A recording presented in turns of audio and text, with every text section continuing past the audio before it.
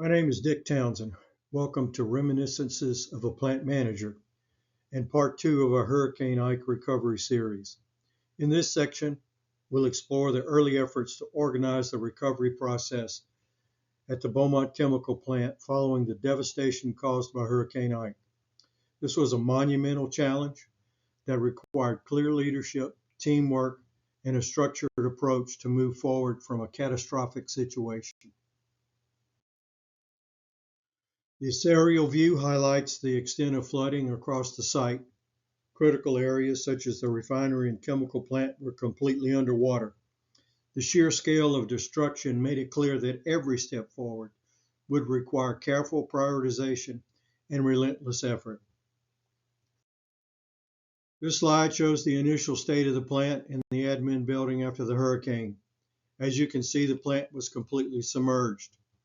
With upwards of 10 feet of salt water in the plant, the immediate question was, where do we begin? This overwhelming scene was the starting point for our recovery journey.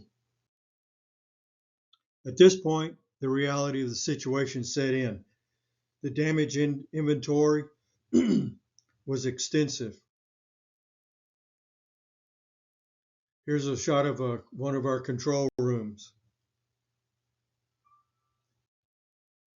Here's a shot that shows one of the offices. You'll notice the mattress. This was one of our ride-out crew members. And you'll remember the original plan was that we would have a small ride-out crew inside the plant. We'd keep the plant powered up and keep some certain utilities going so that we could restart in short order. But we had to change the plan at the last minute as we got word that storm surge was going to be 10 to 15 feet in Beaumont.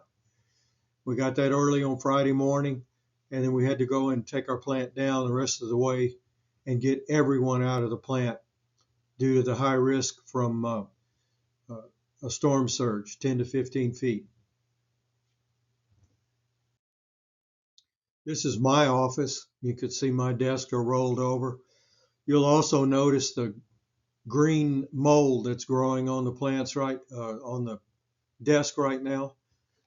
It was turned out to be 105 degrees for about 3 weeks straight after the hurricane. So the mold just started growing exponentially almost from the moment the storm passed.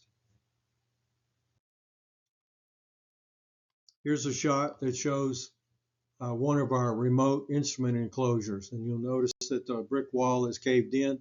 This was due to the hydraulic pressure from the water. The wall was not designed to withstand that sort of hydraulic pressure. Here's just some of the mess that we saw, and does anyone feel overwhelmed at this point?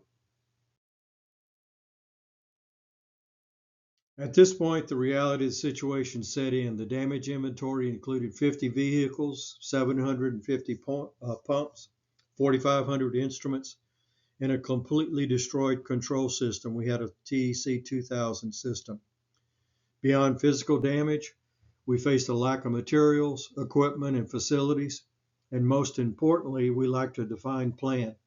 This was the moment we had to decide how to approach such a monumental task. With the people currently on site, 2 teams were established. One was a supplies and resources team to get basic supplies. We had lost everything. I'm talking pens, pencils, slicker suits, all of that sort of thing. We needed to begin to align to get rental equipment, pumps and portable pumps and so forth, and then begin to reach out and get resources and expertise from in-house, from our company, and also from contractor support. We then put a pump team together to begin getting supplies and resources necessary to pump out the remaining water from the plant. Our recovery effort began in this very room with a flip chart that laid out 2 critical questions. What have you done? And what do you need to do? These questions form the foundation of our action plan. Since we'd lost everything, we had nowhere to assemble. Thankfully, the blending and packaging plant manager allowed us to use his conference room as our base of operations initially. In our first group meeting after the storm, I faced my greatest personal leadership challenge. I needed to communicate a clear vision of how we were going to move forward to my team. At this point, we knew things were bad, but we did not fully comprehend the enormity of the challenge facing us. I was blessed to have a great team of young, committed leaders, along with a team of experienced frontline supervisors and individual contributors. As people were milling around that night, I asked them to give me their attention. As I stood before my team in the days after Hurricane Ike, looking out at the faces of those who were depending on me, I realized the weight of the moment. The plant was devastated and the extent of damage was unclear, but one thing was certain. We had to rise to the challenge. This was a moment that tested every ounce of leadership, courage, and resilience that we could muster. For me, it felt as though every work experience, every lesson learned over my career had prepared me for this day. There was no room for doubt, hesitation, or fear of any kind. This was about doing the right thing for the plant, the people, and the community. I made it clear to my team, we will come out of this stronger than we were before. I'm absolutely certain of that. With the certainty came a vision, a roadmap for recovery. Our first meeting in the blending and packaging conference room set the tone, and together we developed the guiding principles that would steer us through. It wasn't just about fixing what was broken. It was about rebuilding and making ourselves better than we were before.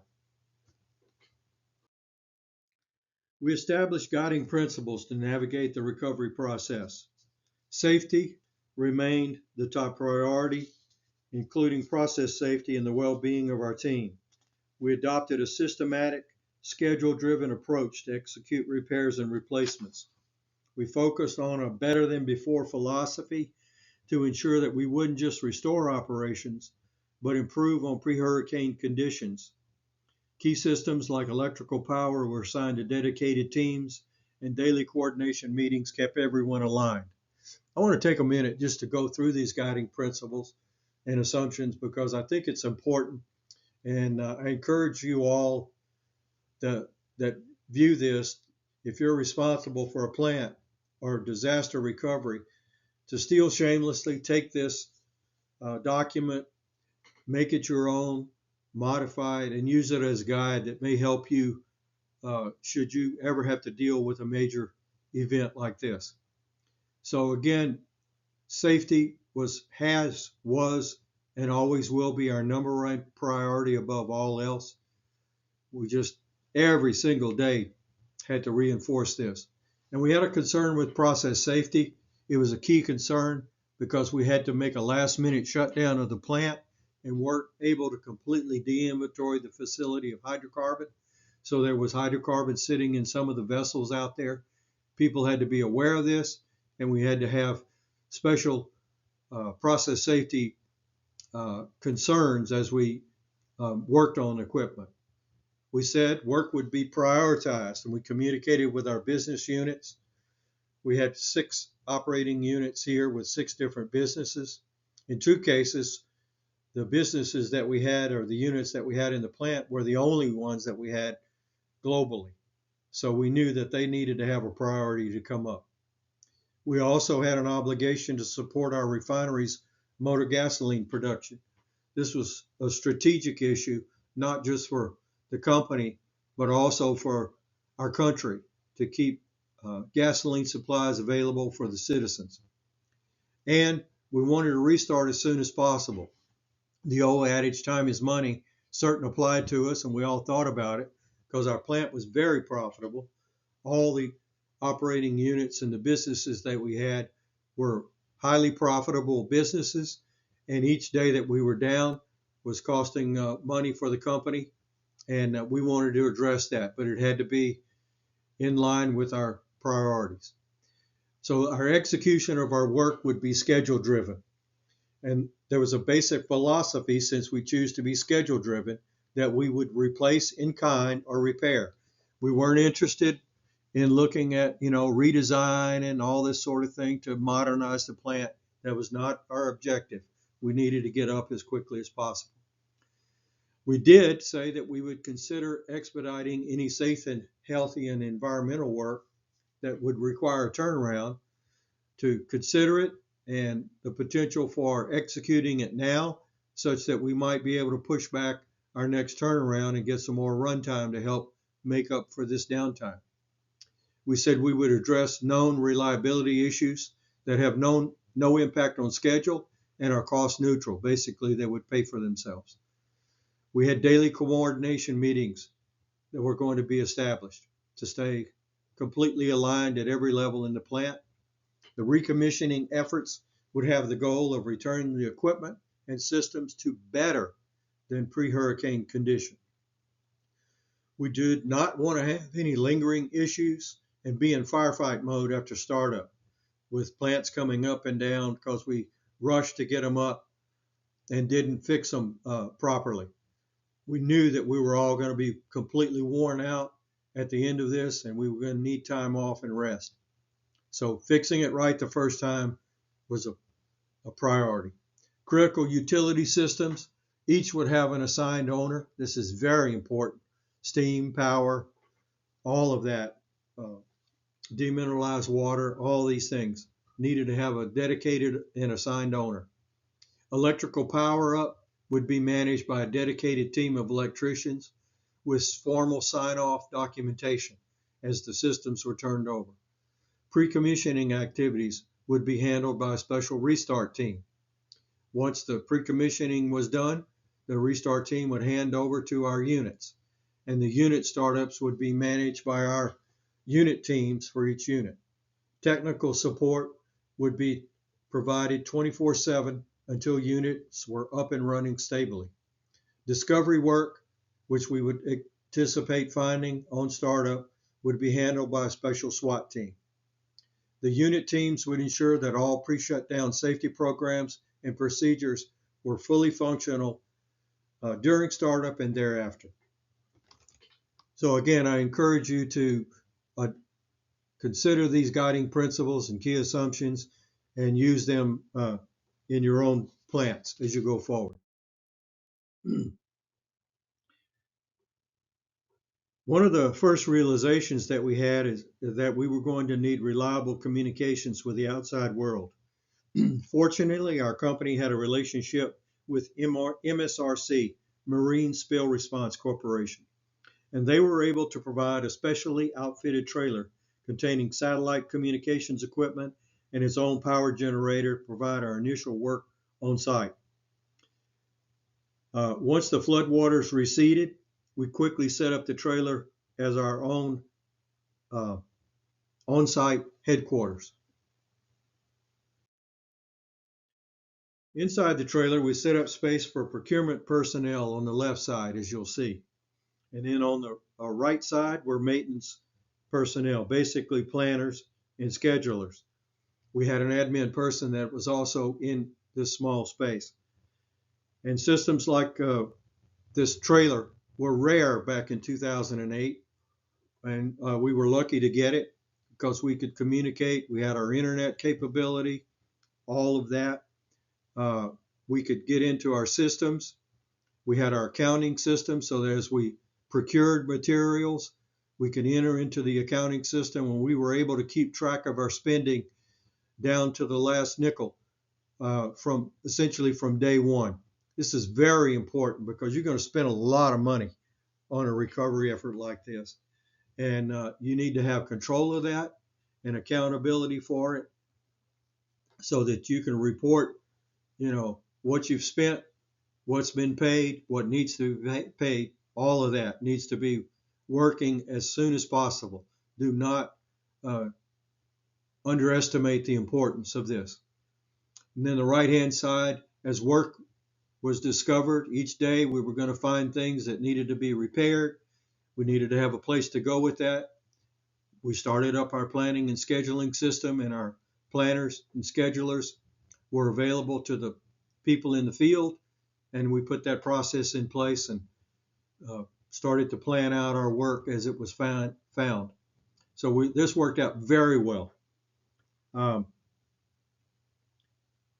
Now, systems like this, again, as I said, were rare back then, but today you have options such as Starlink to help you provide communications to the outside world. So I encourage you to incorporate communications equipment into your disaster recovery plans.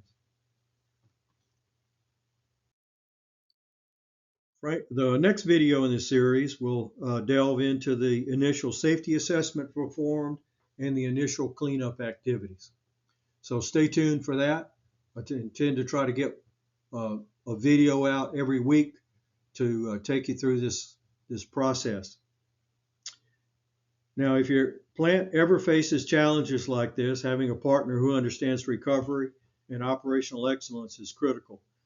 At Townsend Consulting, I've been transforming chemical plant operations for over 35 years. Our expertise in safety, quality, and productivity can help you navigate recovery efforts and optimize performance. Also, if you're just looking to take your plant performance to the next level, I encourage you to drop me a line at townsendconsultant.com. My email is down at the below, jrtowns@townsendconsultant.com, or you can pick up the phone and give me a call. You can also follow me on LinkedIn for other insights and updates. And thank you for participating, and I hope you got something out of this. Thank you.